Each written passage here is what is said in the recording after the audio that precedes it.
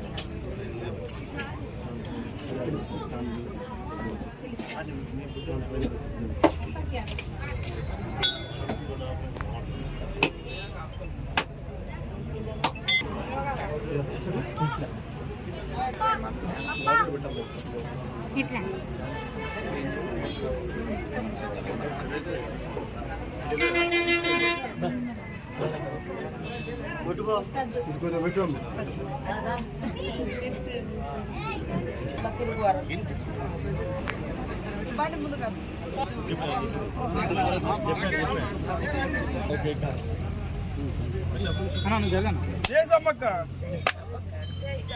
ఘట్టమ్మ తల్లికి జై ఘట్టమ్మ తల్లికి.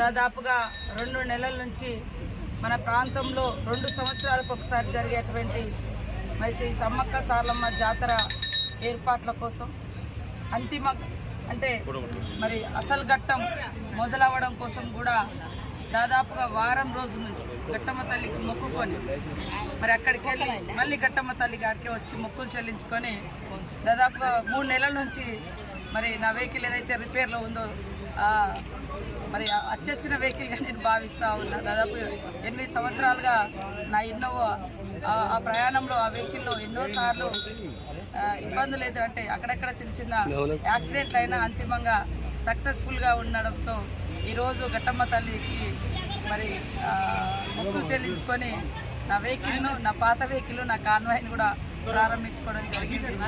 ఏది ఏమైనా చాలా చాలా ఆనందదాయకము.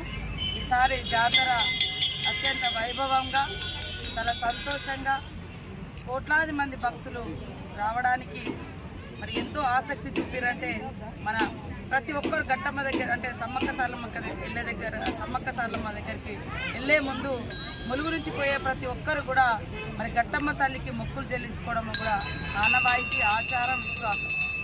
గతంలో కూడా ఇక్కడికి మన హాస్య జోడో యాత్ర సందర్భంగా రేవంత్ రెడ్డి గారి యొక్క యాత్ర కూడా ఇక్కడికి వచ్చి మొక్కులు చెల్లించుకొని సమ్మక్క దగ్గరికి వెళ్ళి అక్కడి నుంచి వారు ప్రారంభించడం జరిగింది. మేము కూడా సమ్మక్క సారలమ్మ పనులు మొదలు పెట్టేటప్పుడు ఫస్ట్ ఘట్టమ్మ దగ్గర మరి కొబ్బరికాయలు కొట్టి ఈ తల్లి పనులను మొదలు పెట్టుకొని అక్కడ సమ్మక్క సారలమ్మ పనులు మొదలు పెట్టుకోవడం జరిగింది. కాబట్టి ఈ తల్లి ఆ తల్లులు అందరి దీవెనలతోటి గతంలో అక్కడిక్కడ కొన్ని యాక్సిడెంట్లు అయ్యి కూడా కొన్ని ఇబ్బంది అయినప్పటికీ ఈసారి అలాంటి ఏం లేకుండా మంచిగా తల్లులే